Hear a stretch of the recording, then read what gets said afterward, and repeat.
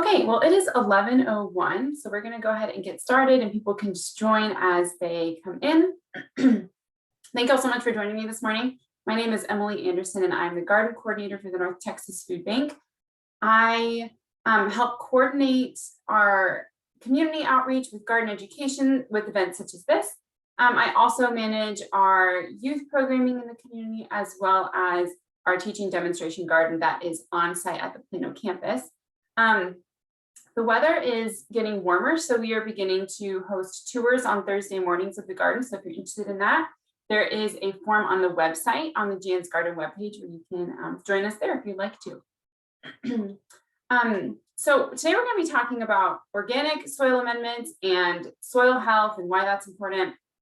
But before I do that, just a quick few logistical things. I think everybody should be muted. Feel free to, at the end, we'll do the Q&A, so feel free to unmute at that point.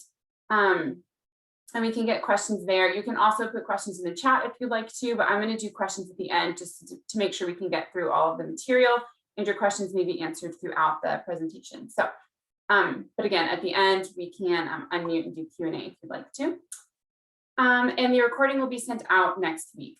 So just be on the lookout for that. Awesome. Okay. So yes, organic soil and soil amendments, what we're talking about today. There are a lot of different amendments that are out there. And I think sometimes the world of organics and gardening in general can be pretty overwhelming. So hopefully today, my goal is to give you a starting point as to kind of figure out, what amendments to look for, or how to know if there's a nutrient deficiency in your plants and things like that. So we're going to go ahead and get going. Okay, so I first want to touch base on what exactly the word organic means. There are different, if you go to the store and you see something that says it's organic, sometimes there's questions about what exactly that means. So the EPA definition, so the Environmental Protection Agency definition on their website is organically grown food is food grown and processed using no synthetic fertilizers or pesticides. Pesticides derived from natural resources, such as biological pesticides, may be used in producing organically grown food. So first of all, biological pesticide is a product that is naturally based, so plant-based, for example, but also has pest deterrent properties. So that's going to be a biological pesticide. Now, the big point here is not using synthetic fertilizers or pesticides. Per state, there are actually different labeling standards, language on the seals or the logos can be a little bit different.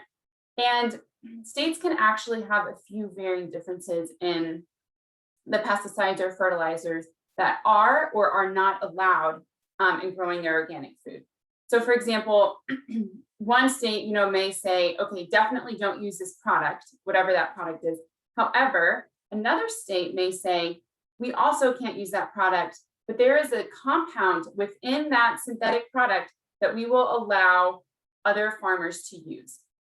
So the product may be off limits, but there may be certain compounds or components that can be used in a low percentage at other organic farms. So the statewide, state per state, they can vary just a little bit, but overall there's a national list of allowed and prohibited substances that you can check out on the EPA website. But I just wanted to, since we're talking about organics, I wanted to go ahead and give you a little bit of background on what that exactly means. And for the home gardener, the definition is pretty much the same. The definition I just showed you and all of the information off the EPA website is really for large scale farming, those who are actually, farming for a living and things like that. So for the home gardener, we're using additives that are derived from organic sources. So that may be a byproduct of plant and animals processing. And this is going to help better the soil and the garden environment instead of using these chemical or man-made substances.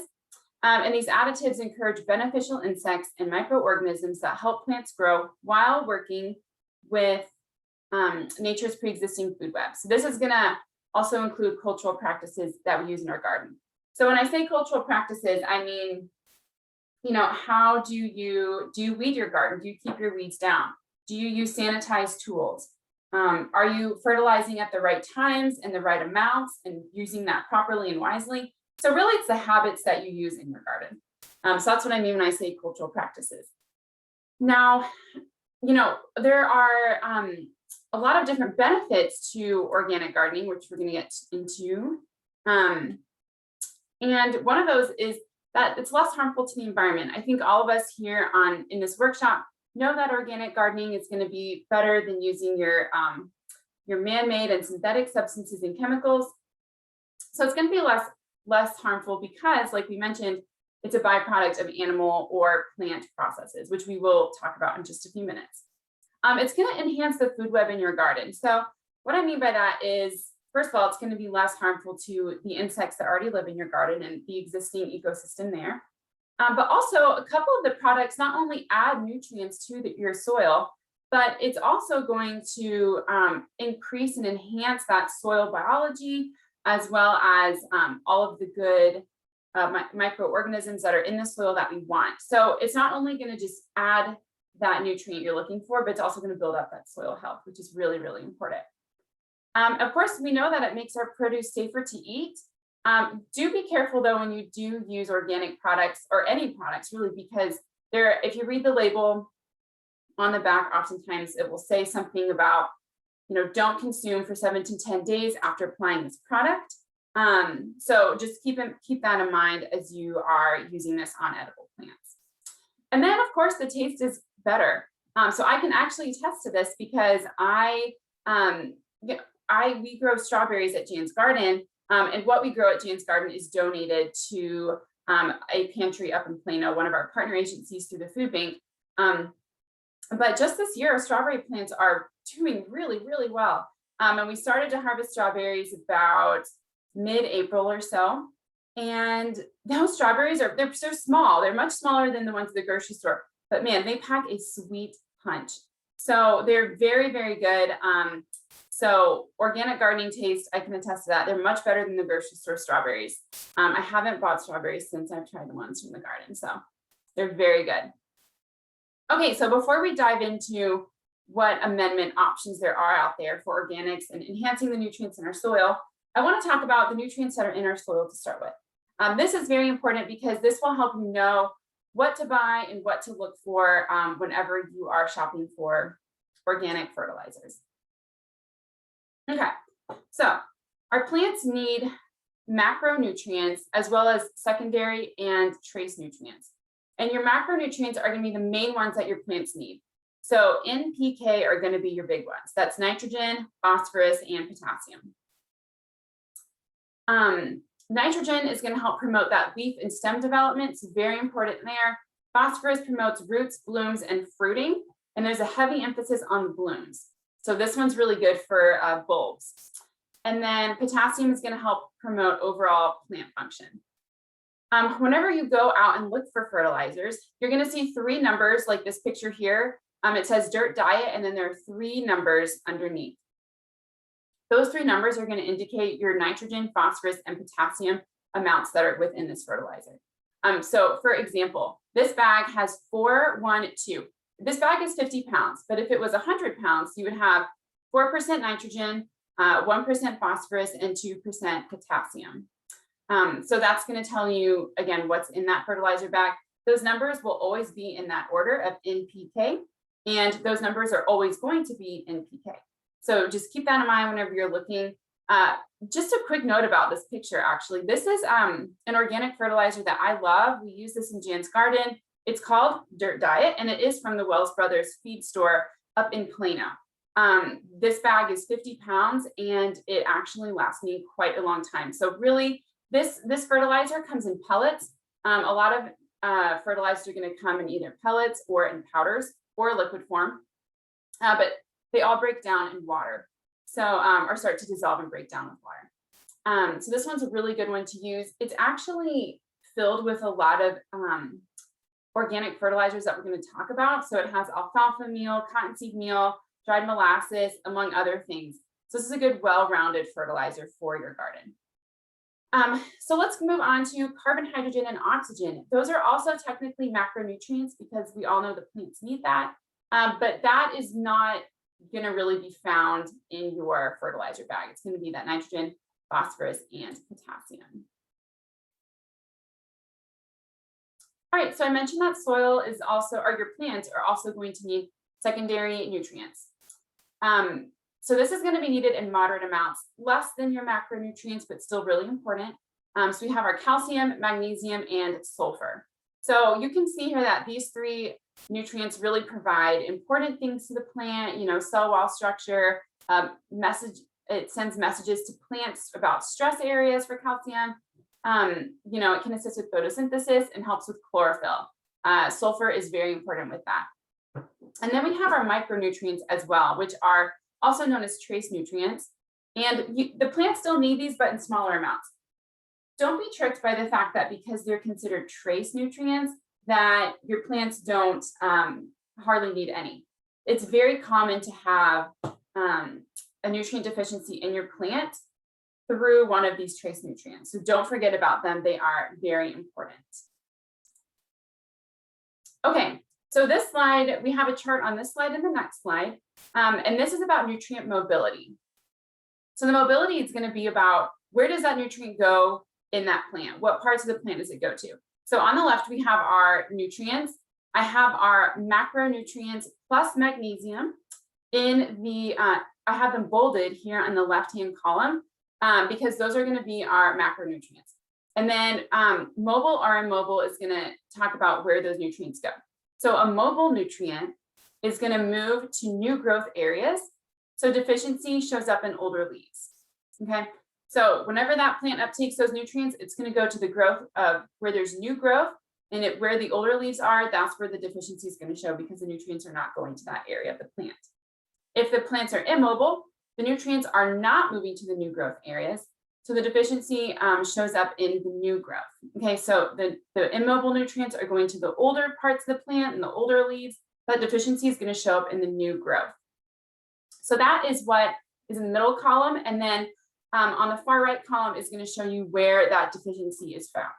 So we have, our mobile nutrients, which go to the new growth. Our deficiency is going to be found on the older plants and vice versa. So we have our secondary and trace nutrients. They are immobile. So that means that they are going to be found on the new growth because the nutrients are not going to the new growth, they're going to the older growth. And just a quick note about just nutrients in general in your plants. It can be really difficult to identify it's specifically what nutrient is deficient in your plant because a lot of these nutrient deficiencies really mimic diseases. They can mimic overwatering or underwatering or just any type of plant stress. So just be careful when you're identifying nutrient deficiencies or even diseases because it can be a little tricky to do sometimes. Okay, and then let's talk about some characteristics that you'll see. So again, on the left-hand column, we have our nutrients. In the middle, we have where that nutrient deficiency will be found, our older leaves or our newer leaves. And then where is the symptom going to be? So, or what is the symptom going to be? So for the first one, we have nitrogen. We know that the nutrient deficiency will be found on the older leaves. And the whole leaf is going to be yellow. So that's what chlorosis is. Chlorosis is where the whole leaf turns yellow. And there's also something called interveinal chlorosis. So that's on the third one down, potassium. If you go across, it's going to show up as interveinal chlorosis. Now that's different from regular chlorosis because the veins of the leaf are still going to be green. So if you flip the leaf over and you feel some of those raised lines on the back, those are the veins, and those are going to stay green while the rest of the plant turns yellow, whereas chlorosis, all parts of the leaf turn yellow. So there's a little bit of a difference there. This one also, if you have a potassium deficiency, you could potentially see tip necrosis or necrosis on the leaf margin. So that's just going to mean that part of the leaf is dying. So if you have tip necrosis, the very tip of your leaf is going to be turning brown, maybe kind of crunchy, it might break off. So it's going to look unhealthy. Same with the leaf margin. That just means the outer edges of the leaf are going to turn brown and look not healthy at all. And just keep in mind too, as we go down the symptom list, another one, magnesium shows interveinal chlorosis. Sulfur is overall chlorosis on the leaf. There's stunted growth as well, or small leaves are not growing to be as big as they need to be. You can also, for boron, towards the bottom of the list, you can have thick, brittle leaves or necrosis. So I'm saying all of these because a lot of these symptoms look similar, but they're different nutrients. Now, one great thing about this chart is that it shows you, okay, so I have older leaves, or I have the deficiency showing up in older leaves, which means that it must be, or it could be a macronutrient deficiency. So it'll help you narrow down, where is the deficiency found, or where is it showing up on the plant, and that can help you determine, okay, this is a macronutrient or a secondary or trace nutrient issue. So this is just to give you a starting point as to where to start looking for different fertilizers and nutrient additives as well. Okay, so soil testing. This is really important to do, especially if you're gardening in an area for the first time. Maybe it's been a couple of years since you've done a soil test, or your garden is just not doing too hot at all. Those are all great times to get your soil tested. You can easily do at-home soil test kits. Luster Leaf, right here, this image, they have multiple at-home test kits that you can use. So feel free to check that out. They're easy to find on Amazon or online or at hardware stores, but there are many other different brands as well for at-home test kits. They're pretty affordable too. I think this one was about $15 and you can reuse it multiple times. So there are many options there. And this is just to give you a starting point, as to what to look for in your soil, or what nutrients you may need to buy to add to the soil. You can also send soil samples to our AgriLife Extension services through Texas A&M. What that process entails is going out to your garden, taking a few samples in a couple different areas of your garden, and then sending it in the mail to the extension office, and they will look at it under a microscope and do all kinds of testing, and they'll send you back a report saying what nutrients you have, what nutrients may be deficient, and what amendments you can use to fix your soil. So you can find out more information about this at soiltesting.tamu.edu, and they can definitely help you out on that. So if you really want to get down to the nitty gritty and really know what you're working with, getting your soil tested through the extension service is a really good idea. Okay, so we're going to move on to talking about our actual individual amendments that you can buy. I do want to make a clarification though. So amendments and fertilizers are going to be different. Your fertilizers are going to change the amount of nutrients in your soil, whereas amendments are going to change the soil's physical composition and texture, okay? So they're going to be a little bit different, but both are important. Down here in Texas, if you've tried to garden or just put a shovel in the dirt, you know that our soil needs a lot of TLC, a lot of amendments. So really raised bed gardening down here works really well. But just to know that amendments and fertilizers are a little bit different. And just a quick note about storing these items as well, particularly fertilizers. You want to make sure that wherever you're storing them is in a container or in a space that is away from water, that it stays really dry. Even humidity can kind of mess up some amendments and fertilizers. You also want to make sure it's in a temperature controlled area and out of direct sunlight. That's going to help your fertilizers last longer and not start to break down too soon. And then of course, be sure to check out your, be sure to check out the just instructions for how to apply the amendments and the fertilizers, because though burning is less likely with organics, it can still happen. Okay, so the first one I want to talk about is molasses. You can get molasses as a dry application, so as a powder, which is what this bag is, or you can apply it as a liquid foliar spray. So this one right here, I also get this one from Wells Brothers, which is where I purchased the dirt diet that you saw earlier. Love this stuff. This is one of what I call the triple threats that I add to my garden beds about twice a year. I do in between really big plantings. So I use dry molasses, I use dirt diet, and then I add a bag of compost to each bed. All at the same time, I mix it in together in between plantings. Sometimes I'll add a little extra compost here and there. But dry molasses is really great. This is one material that you will really want to make sure you keep it in a dry area, because if you don't, any humidity is going to make that just like stick together like a block.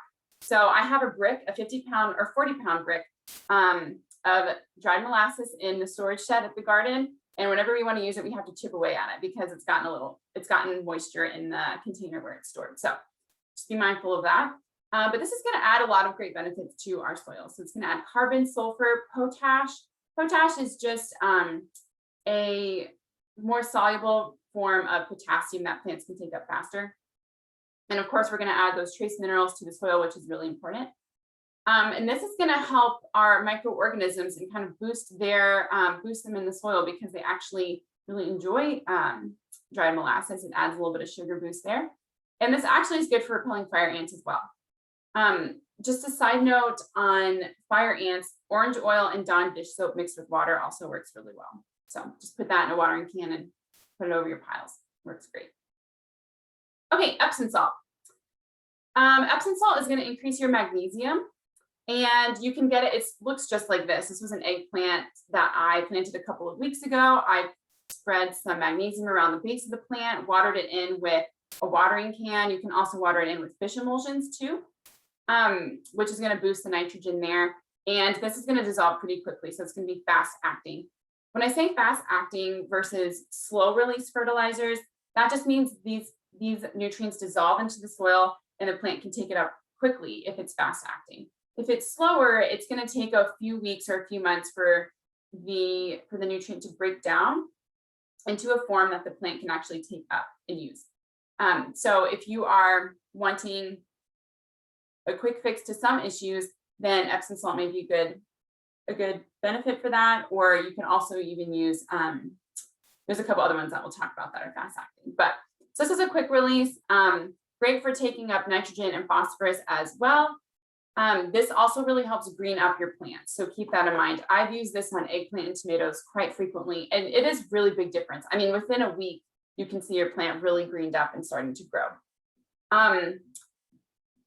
And you can also use this in a soil drench or foliar spray. So a few items we'll be talking about can be applied in different ways. So when I say liquid drench or soil drench, that just means you pour it in a watering can and you pour it over your soil or at the base of your plant.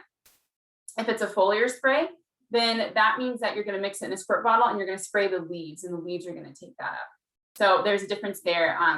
Just keep that in mind. And then definitely be careful if you are doing some kind of foliar spray not to burn your plants, because this is a salt. So just keep that in mind. Again, this is really good for tomatoes and eggplant, and really any plant that needs magnesium or greening up. Okay, manure. We're probably all pretty familiar with this one. Just be careful whenever you use manure to make sure that there are not weed seeds in the manure, because you may be adding it to your soil thinking you're doing this really great nitrogen boost, and then come to find out there's a lot of weeds in there. So that may be more trouble in the long run. But just make sure that, wherever you're getting your manure, that there's no weed seeds in it. This is a really good thing to mix in between plantings. A lot of these items that we're talking about are going to be great to add to your soil in between plantings. So just dump it in all at once, mix it in together within the top couple of inches of soil, and go ahead and plant right away, or wait another week or two and let things really break down. But these are all really good things to amend your soil with in between plantings. This is also a really great additive for compost as well. And this gives you a good amount of nitrogen, phosphorus, and potassium, those three major macronutrients for your plants. But of course, particularly, it's really great for nitrogen. You really don't want to use cat or dog or domestic animal feces, just because oftentimes theirs can be filled with bacteria or things that are not going to be great for our soils, and especially the edible plants that we eat. So you might want to stay away from that. But there are many types besides cow manure that you can use. So you can use there's chicken, there's seabird guano, bat guano. You can use sheep even. I think I recently heard of somebody who was saying they use rabbit manure. There's all different kinds. So it may just be available for you. Okay, so lava sand. This is one that is more of an amendment than it is a fertilizer, though it does have some nutrient properties to it. But this one is a byproduct of lava gravel, which honestly, I didn't know that really existed until recently. But this is a byproduct of that. And this is going to be kind of like sand. So it's going to be porous. It's going to provide aeration to the soil as well as helping retain moisture in the soil. So really good things there. When you add it to your soil, since it's like sand, it's going to improve the overall texture of the soil, which, you know, like I said, down here in Texas, you really need if you're going to plant in-ground beds. And this is also has a paramagnetic property. So what that means is basically it has a very light magnetic field that draws nutrients into the soil, and it just is, the nutrients are just more available for the plant to take up and use. So that's really interesting about lava sand. And then again, this is something really good to add to bed prep or potting mixes. And you can find out more information too about lava sand from the Dirt Doctor, Howard Garrett, here in the Dallas area. He has a lot of really good stuff on lava sand and really good things about soil amendments as well. So feel free to check him out too. Okay, so the next one is Cottonseed Meal. So we're about to enter into the world of meals. These are just going to be byproducts of animal or plant processes.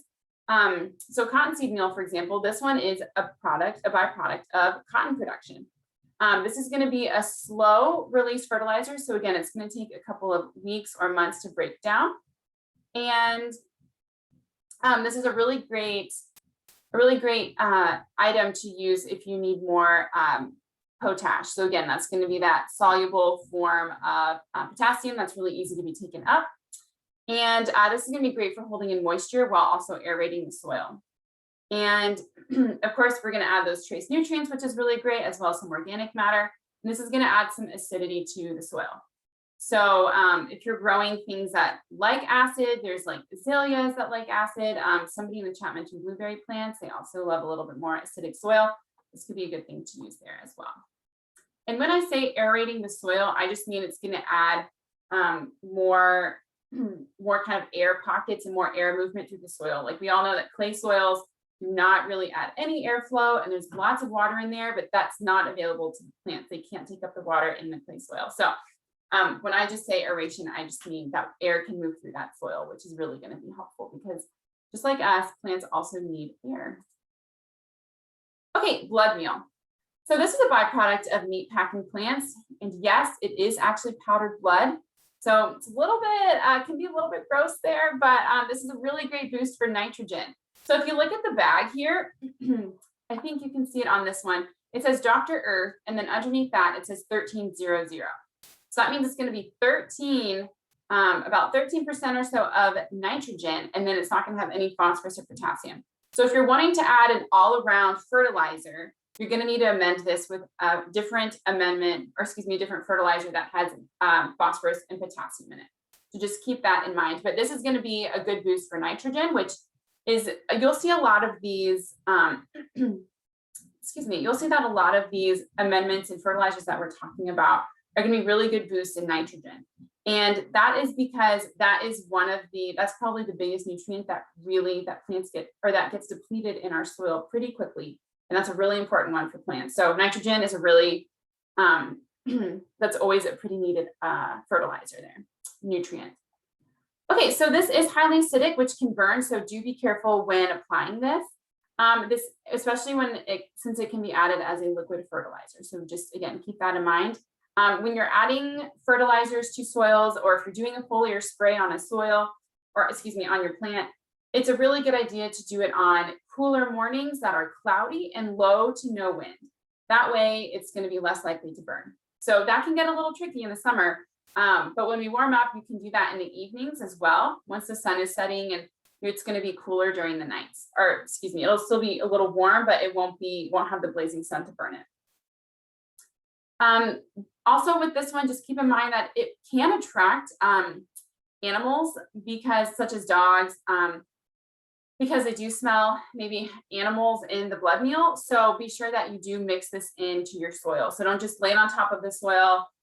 Make sure that you really mix this one in the top couple of inches. Okay, bone meal is another one. So this was made up from ground up bones, but it's high in phosphorus. So that's going to be really good. And again, that's going to promote those roots, blooms, and fruiting. So again, this is really good if you have bulbs that you're growing for those blooms and roots as well. Again, this is going to be a slower release fertilizer, so it's not going to, your plants aren't going to be taking this up right away. And this does not work very well if your soil pH is above 7. So that's going to be because it's going to be harder for the plants to take up the nutrients that are found here in this fertilizer. Okay, feather meal is another one. This is a byproduct of poultry, animals, and their feathers. It is another high in nitrogen fertilizer. You can see again, we have 1200, so it's all nitrogen right here. Once again, it's a slower release, so it'll take a while to break down. This is another good one to mix into the top few inches of your soil. A lot of these too, you can also use for lawns. Here I'm really focusing on edible plants, but a lot of these are good for lawns as well, particularly for slow release fertilizers or lawns that are in full sun, because it can be very easy to burn your lawns or plants that are in full sun. So going organic for lawn treatment is a great idea because a lot of our grasses down here are full sun. So just a side note about that. Okay, and another one is alfalfa meal.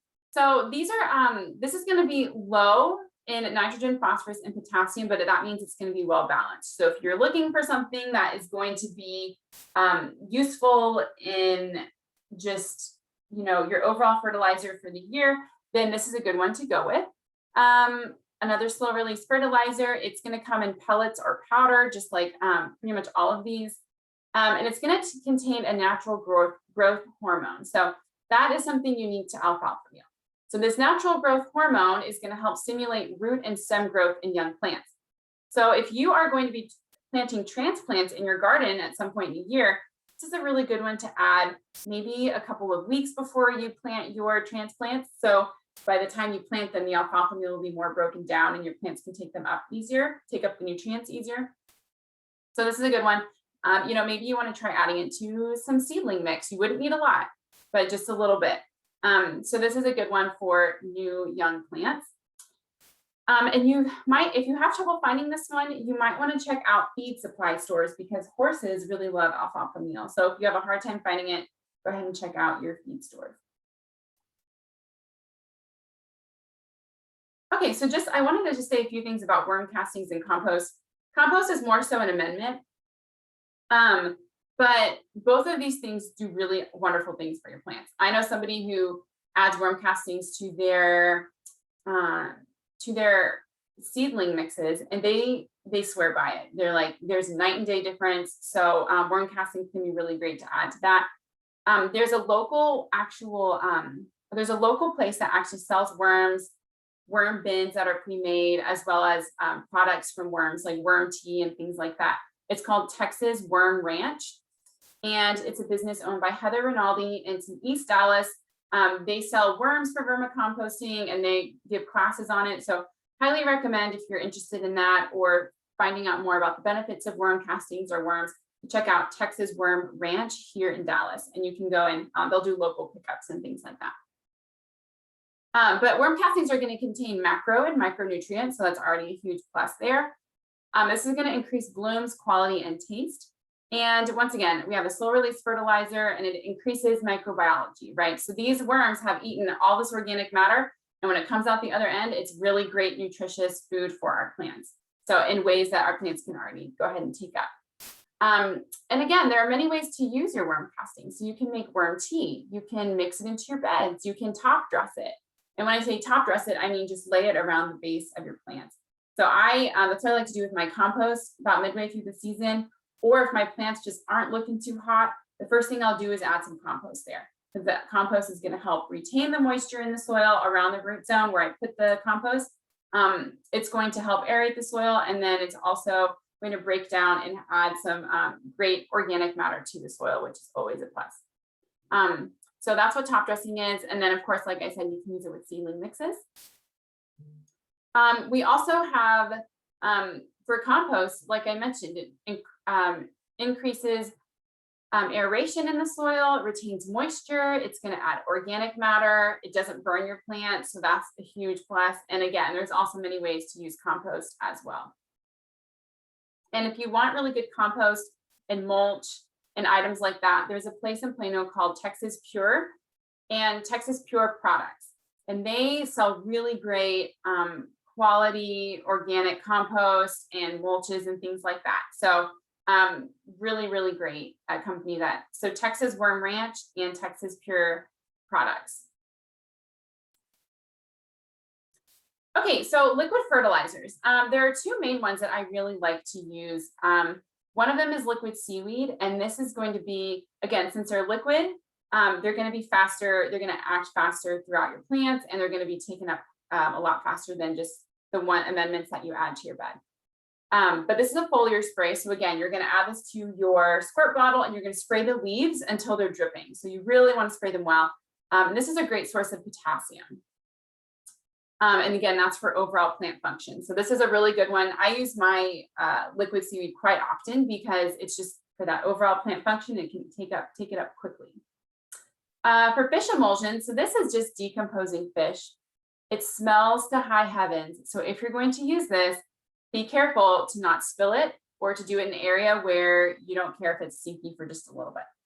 But this is going to be fast acting nitrogen. And like I mentioned, it's decomposing fish parts. And whenever you use this, be sure to water the base of your plant at the soil level and try not to water it from the top down, because I actually just did this earlier this year. I actually burned my plants pretty bad using fish emulsions, and I didn't shake up the bottle well enough. And so there were some of the fertilizer just stayed on the plants and burned them pretty bad. They did bounce back. My tomatoes look gorgeous right now, but it did take a couple of weeks for that new growth to really push out and for those leaves that got burned to fall off. So just be careful of that as well. So like I said, you can burn these things, but you can burn using organics.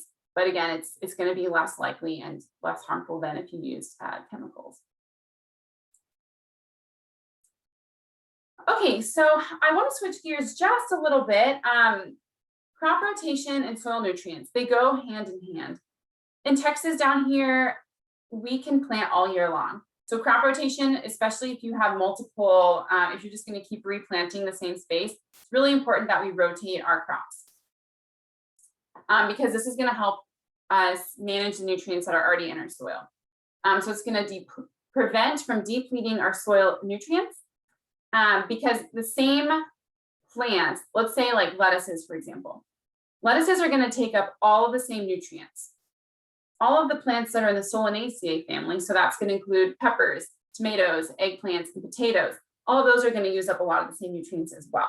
So you want to make sure that you are not just continually repeat planting in the same space, because that is also going to increase your pests and diseases. All right, so for example, if you have squash vine borer overwinters in the soil, and that is a pest that once you have it, it is difficult to get rid of. That's a pest where prevention is key. So if you're planting your squash in one area of your garden just over and over each year, it's going to be difficult probably to get a pretty good crop of squash because your squash vine borers have been living in the soil and are just ready for you to replant your squash. They're favorites now. So crop rotation is really important because other like lettuces are not susceptible to squash vine borer. So it keeps nature on its toes a little bit. But it's really important also to know your plant families or the plant part that's used.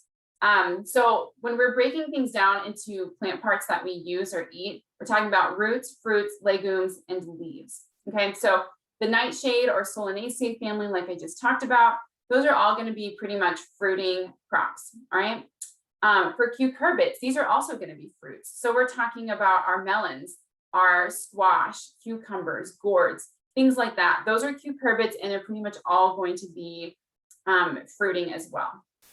Your brassicas are going to be your cole crops. So we have cabbages, we have broccoli and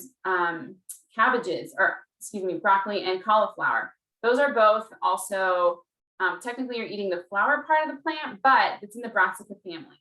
Sunflowers are going to be a lot of your lettuces. They're mainly going to be there. And then your legumes are going to be your peas and your beans. So some people like to rotate by family. I like to break it down and make it simpler and just rotate by the fruit part. Fruiting plants are going to take different nutrients, are going to uptake more nutrients of a specific kind than your lettuces are going to, or than your roots are going to. And the really interesting thing is legumes. So if you're not familiar with legumes, they help fix nitrogen in the soil to where plants can actually take up that nitrogen. So even if there's nitrogen in the soil, there are certain forms that plants cannot take up right away, and they have to be fixed through nitrogen fixation. Legumes, however, so your beans and your peas, actually take that nitrogen in the soil that other plants cannot take up. They take that form and fix it so it's where the plants can actually take it up then. So legumes are really, really important as far as helping keep nitrogen in your soil in a form that plants can actually use and take up. Again, that's your beans and your peas. For roots are really great to grow and rotate, not only because, to prevent your pest disease and your nutrient depletion, but also it's really good because they're going to help break up that soil by rooting down with their, carrots or radishes or things like that. They're going to help break up that soil at the level where a lot of plant roots are.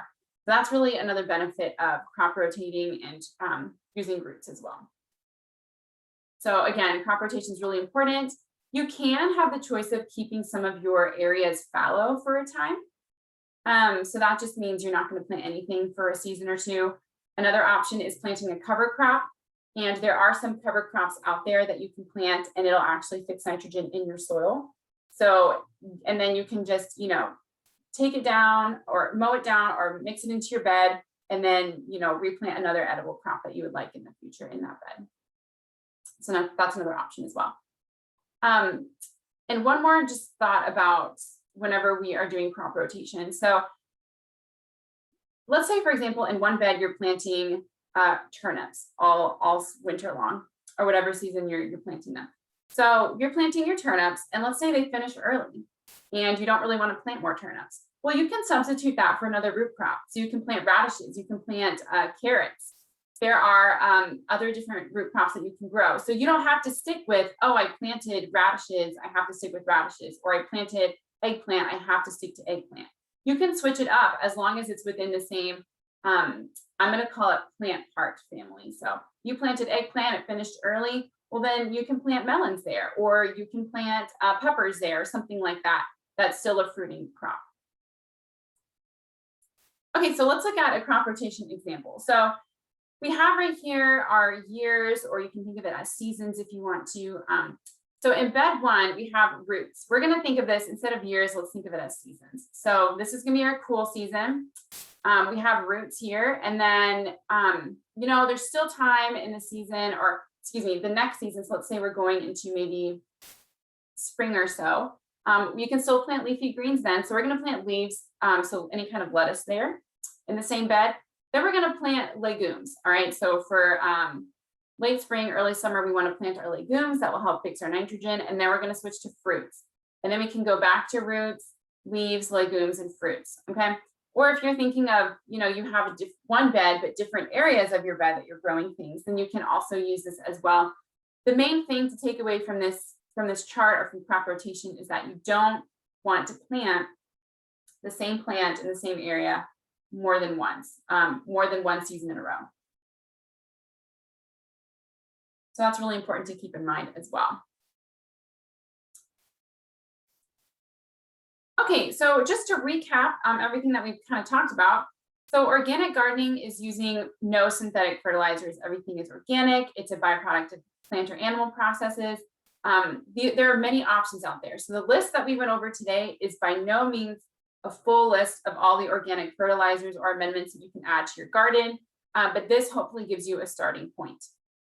Because I know there are many out there, and honestly, even for me, sometimes it can get overwhelming as to what products you need and what are the benefits and what are the drawbacks and things like that. So I hope that this gave you a starting point with figuring out what you may need. And then we also know that organics will work with our garden ecosystem and food web, not just by adding the nutrients we need. Like a lot of synthetic fertilizers, you can add that nitrogen to the soil, but you're really just adding nitrogen. Whereas a lot of these organics will have the side benefit too of building up our soils, which we know is the foundation of pretty much everything. If we don't have great soils, we're not going to have great produce, and it just can go on from there. Crop rotation that we just learned about, that's also really important to keep in mind there as well. And then we have our macronutrients, so nitrogen, phosphorus, and potassium. Again, nitrogen is great for leaf and stem development. Phosphorus is our roots, blooms, and fruiting. Again, they really emphasize the blooms for phosphorus. And then potassium, that's our overall plant function. So all of these things do really important jobs for our plants. And it's really important to keep all of these within our soil and available for our plants to use. Okay, so the last little bit here before we completely finish up is that if you want to learn more information about gardening or more tips and tricks about gardening, you can go to our Jan's Garden webpage that's found on our ntfb.org website. That's the left picture here. You can find a basic gardening handouts. You can register for our next workshops there. We have our garden tour requests there as well. And we also have garden videos. So feel free to check those out as well. Our previous virtual workshops are underneath our videos there too, so you can check those out. Our next workshop is actually going to be Saturday, June 19th at 10 a.m. And this is going to be an in-person workshop at NTFB. So we'll still be following CDC guidelines and making sure that we're keeping safe with everybody who's there. But feel free to check that out if you're interested in that. We'll be talking about composting. And then over here on the right, this is our partner garden webpage. So if you or somebody else that you know is involved with a community garden where they donate the produce to give out to the community members, then this might be a good fit for you. So, or somebody you know. So if you're involved with the garden and you want to learn more, feel free to fill out that application and interest form as well. And then if you'd like to volunteer with the food bank, particularly in the garden sector, then we are looking for a garden colonel. And a colonel is just somebody who has a little bit more responsibility than somebody who volunteers like once in a while.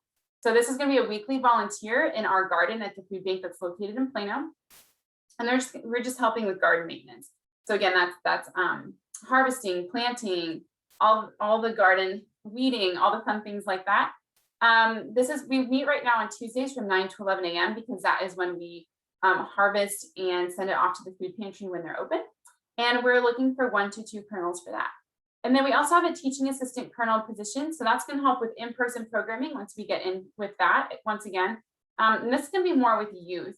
So we're going to be, probably around at rec centers in the community.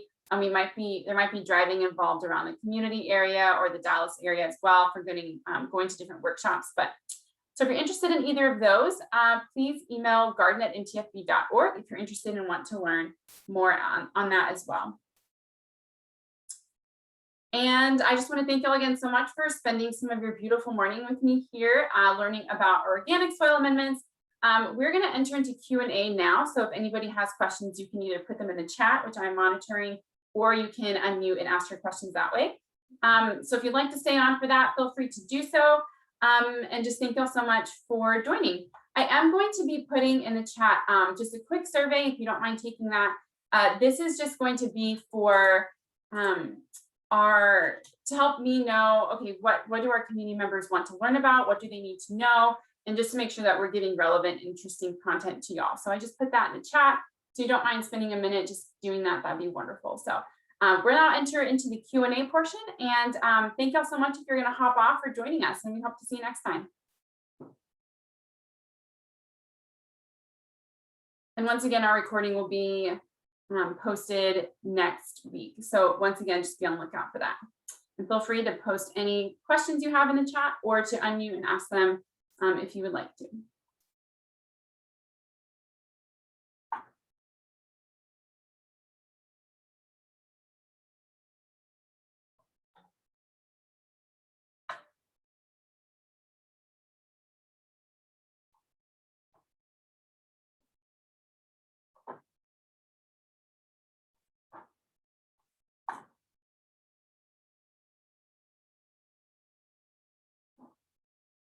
Okay, I'm not seeing any questions quite yet, so we'll give it just another minute or so if you have them.